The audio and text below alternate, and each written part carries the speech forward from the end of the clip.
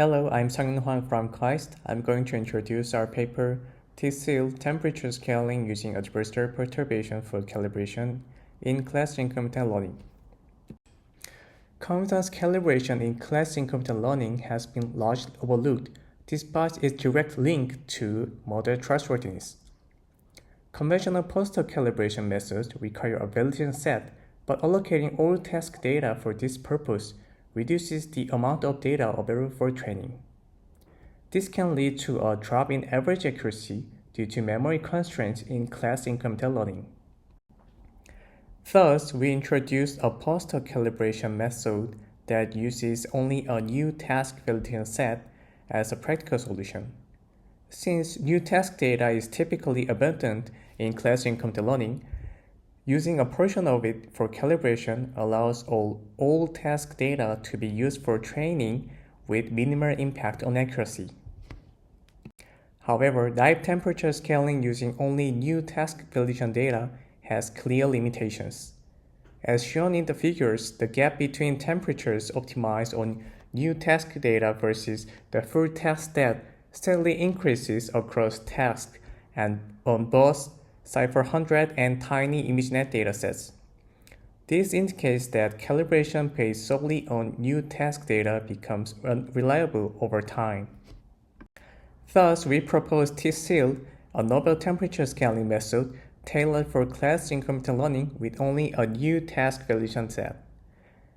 The key idea is to adversarially perturb exemplars from memory that are already used for training and then optimize the temperature on these perturbed samples. The method is guided by two components, the magnitude of the perturbation and its direction. In offline class-incremental learning, all task accuracy is lower than that of the new task. However, exemplar accuracy remains stable across both old and new tasks.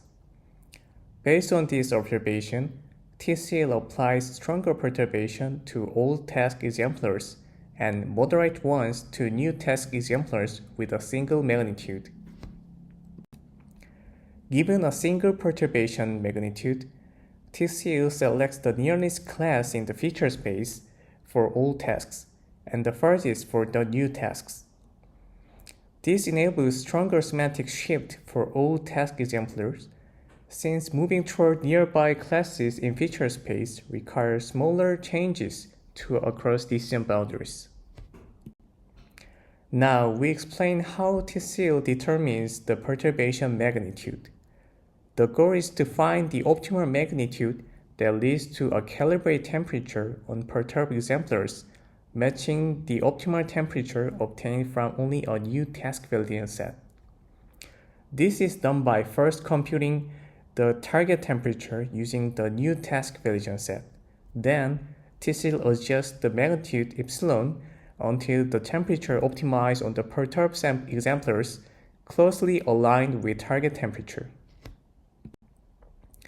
We present the calibration performance of T-Cil on the Cvpr dataset.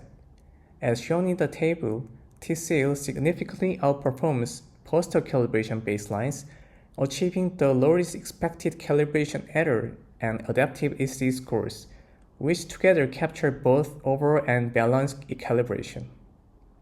Specifically, on the Cvpr, T-Cil shows remarkable improvement with a 65.2% reduction in calibration.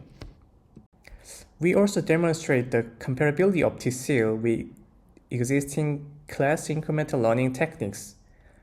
While typical class-incremental learning techniques primarily focus on accuracy, they tend to suffer from poor calibration. However, when combined with T-Cil, each class-incremental learning technique shows a substantial improvement in calibration performance. In summary, T-Cil is an effective post-hoc calibration method tailored for class-incremental learning. It adversarially perturbs exemplars with carefully selected directions and the magnitude, then optimizes the temperature on these perturbed samples. This approach enables accurate calibration without relying on old task validation data. T-Cil significantly outperforms post-hoc calibration baselines and is comparable with various existing class-incremental learning techniques. Thank you for watching, and please refer to our poster and paper for more details.